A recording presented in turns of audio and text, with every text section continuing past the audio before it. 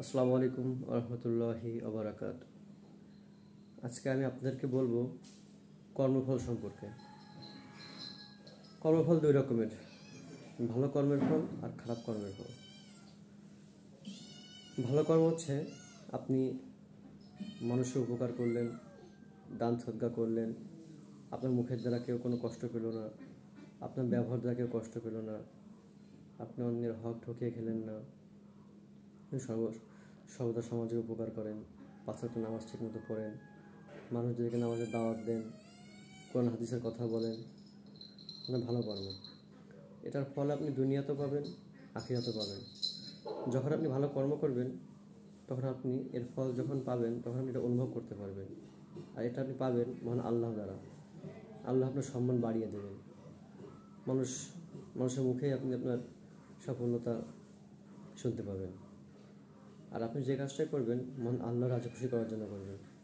আপনি যখন মারা যাবেন তখন মানুষ বলবে যে না, ওই লোকটি ভালো ছিল, ওই লোকটি সবসময় মানুষের উপকারে আসতো। এই যে কথাগুলো, এগুলো আপনার কবরেও সদকা জারিয়া হিসেবে আসবে। আর খারাপ কর্ম কেমন?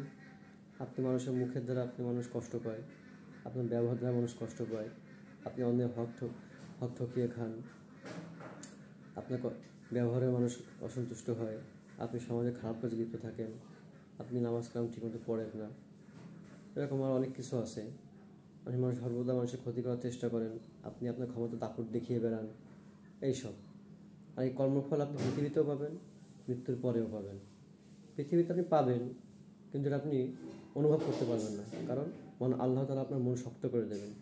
আপনি বিভিন্ন রকম সমস্যায় পড়বেন, কিন্তু বুঝতে পারবেন না যে এটা আপনার কর্মের ফল। আর মৃত্যুর পর আপনি তো অবশ্যই পাবেন, তখন বুঝতে পারবেন, কিন্তু কিছু করার থাকবে না। আপনি মৃত্যুর পর যখন মানুষ বলবে এই লোকটা মারা গেছে, ভালো হয়েছে, এই লোকটা এরকম খারাপ ছিল, এরকম খারাপ ব্যবহার করতো, যখন এগুলো বলবে তখন আপনার কবরে বদ্ধ হয়ে সেগুলো যেতে থাকবে। তাই আসুন আমরা ভালো কর্ম করি আর খারাপ কর্ম থেকে দূরে থাকি। মহান আল্লাহ তাআলা আমাদের খারাপ কর্ম থেকে দূরে রাখুন। আমিন।